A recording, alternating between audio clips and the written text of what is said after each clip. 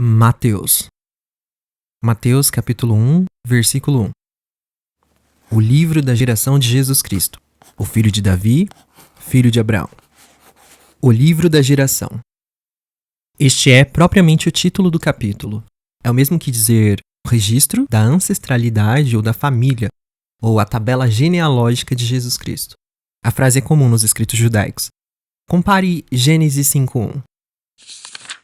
Este é o livro da geração de Adão, isto é, a tabela genealógica da família ou dos descendentes de Adão. Veja também Gênesis 6:9. Estas são as gerações de Noé. Noé era homem justo e perfeito em suas gerações. Noé andava com Deus. Além disso, os judeus, como nós fazemos, guardavam tais tabelas ou tábuas de suas próprias famílias. E é provável que esta foi copiada dos registros da família de José.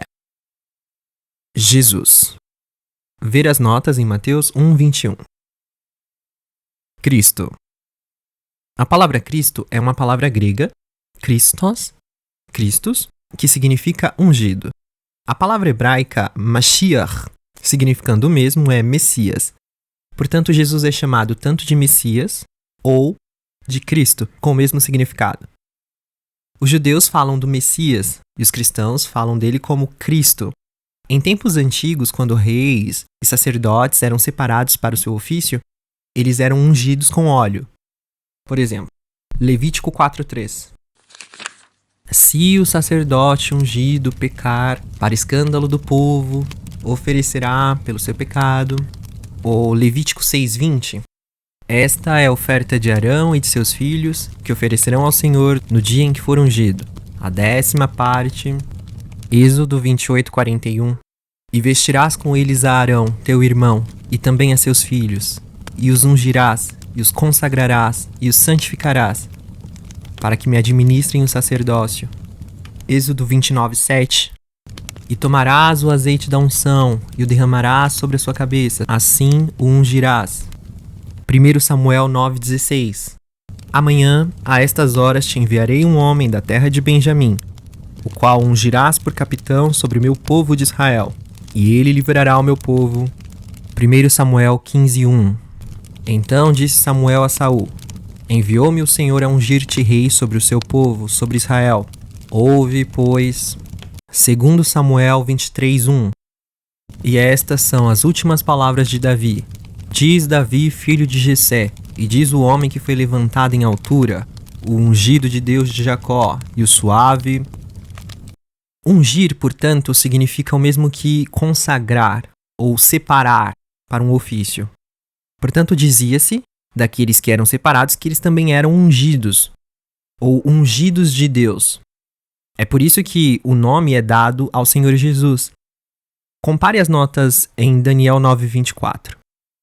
Ele foi separado por Deus para ser rei e sumo sacerdote e profeta do seu povo. Além disso, ungir com óleo supostamente era o emblema da influência do Espírito Santo. E já que Deus deu a ele o Espírito sem medida, conforme lemos em João 3:34, então ele é especialmente chamado de ungido de Deus. De fato, aquele que Deus enviou fala as palavras de Deus, porque Deus lhe dá o Espírito sem medida. João 3:34. O filho de Davi.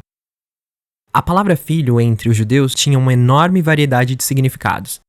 Literalmente significa filho, ou neto, descendente, um filho adotivo, um discípulo, ou alguém que seja objeto de carinhosa afeição, alguém que seja para nós como um filho.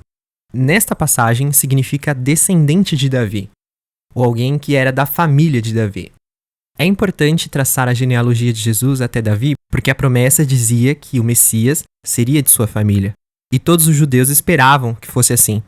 Seria, portanto, impossível convencer um judeu que Jesus era o Messias, a menos que ficasse demonstrado que ele era realmente descendente de Davi. Vejamos Jeremias 23:5. Eis que vem dias, diz o Senhor, em que levantarei a Davi um renovo justo, e sendo rei, reinará e procederá sabiamente, e praticará o juízo e a justiça na terra. Salmos 132, 10, 11. Por amor de Davi teu servo, não faças virar o rosto do teu ungido. O Senhor jurou com verdade a Davi e não se apartará dela. Do fruto do teu ventre, porei sobre o teu trono. E comparemos com Atos 13:23.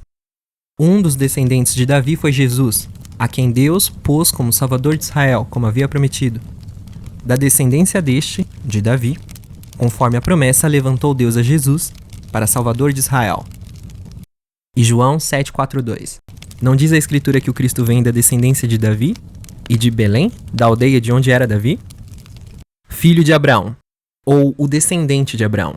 A promessa foi feita a Abraão também. Vejamos, Gênesis 12:3. E abençoarei os que te abençoarem, e amaldiçoarei os que te amaldiçoarem, e em ti serão benditas todas as famílias da terra. Gênesis 21:12. Porém Deus disse a Abraão: não te pareça mal aos teus olhos acerca do moço e acerca da tua serva. Em tudo o que Sara te diz, ouve a sua voz, porque em Isaque será chamada a tua descendência. E comparemos com Hebreus 11:13. Todos esses morreram na fé, sem terem recebido as promessas. Porém, vendo-as de longe e crendo nelas e abraçando-as, confessaram que eram estrangeiros e peregrinos na terra. Gálatas 3:16. Ora, as promessas foram feitas a Abraão e à sua descendência. Não diz e às descendências, como falando de muitas, mas como de uma só, e a tua descendência, que é Cristo. Os judeus esperavam que o Messias descendesse dele, e portanto era importante traçar a genealogia até ele. Apesar de Jesus ter tido um nascimento humilde, ele descendia dos ancestrais mais ilustres. Abraão, o pai da fé, o mais belo modelo de um príncipe oriental, e Davi, o doce salmista de Israel, o conquistador, o magnífico e vitorioso líder do povo de Deus, estavam entre seus ancestrais. Dessas duas pessoas, os mais eminentes por piedade e os mais renomados por suas excelências, de todos os povos da antiguidade, sagrados ou profanos, o Senhor Jesus descendia.